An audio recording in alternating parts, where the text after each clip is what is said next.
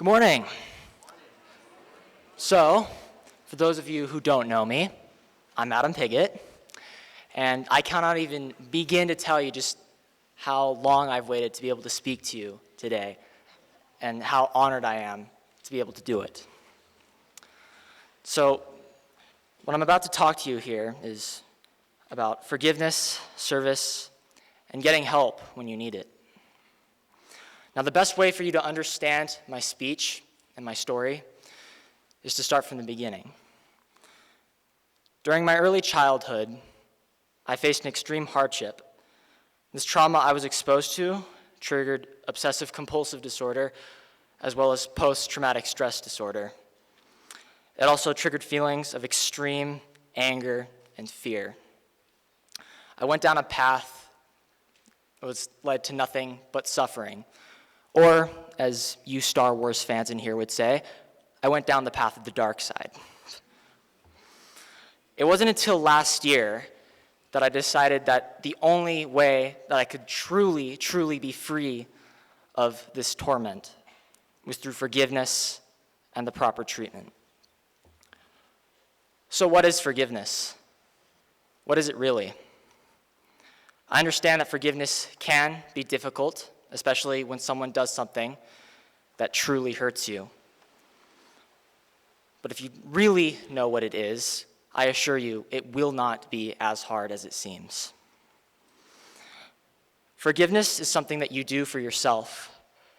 By choosing to forgive, you choose to accept what happened, not let it control you any longer, and move on. This does not mean you need to form a relationship with this person. That's reconciliation, which, by the way, is not the same thing as forgiveness.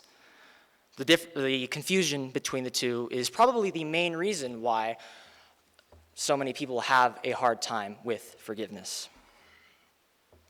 You also need to understand that when you're wronged by someone, it's not personal. It never is. This isn't to say that what they're doing is right. It doesn't justify their actions in any way whatsoever. It is never right. Another strategy that really helped me is I turned my focus and energy away from myself and turned it instead to service and looking for role models I could learn from. I was influenced by their positivity. In my case, I looked to Mr. Diaz. Diaz has never had me as a student, but I've known him for so long. His positivity and joy have never failed to brighten my day.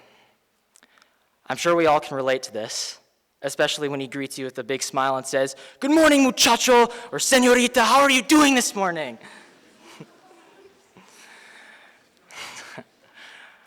We're all influenced by those around us a lot more than we think. So surrounding yourselves with the right kind of people is highly recommended. Through service, I was able to find a happier and more grateful mindset. Through service, I realized that I'm not alone in this battle against extremely difficult times. It also helped me realize that there is someone out there who has it worse than I do. After I learned to better deal with my OCD, I was able to reach out and help other teens with similar challenges, including OCD. Through helping others, I have come to realize that my challenge for OCD has not been for nothing. Having OCD is not fun, but I have decided to make the best of it.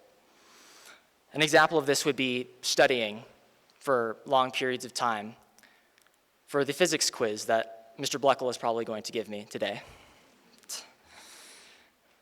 I assure you, there is a silver lining to every gray cloud. Some of you have already faced great hardships. If you haven't already, it is inevitable. We don't get to choose whether or not we get hurt in this world. We don't get to choose the environment in which we're born or whether or not we'll be born with certain disorders. But we do get to decide how we let these things affect us. We have a choice, and I just hope that you make the right choice. One team, one dream, 2017. Thank you.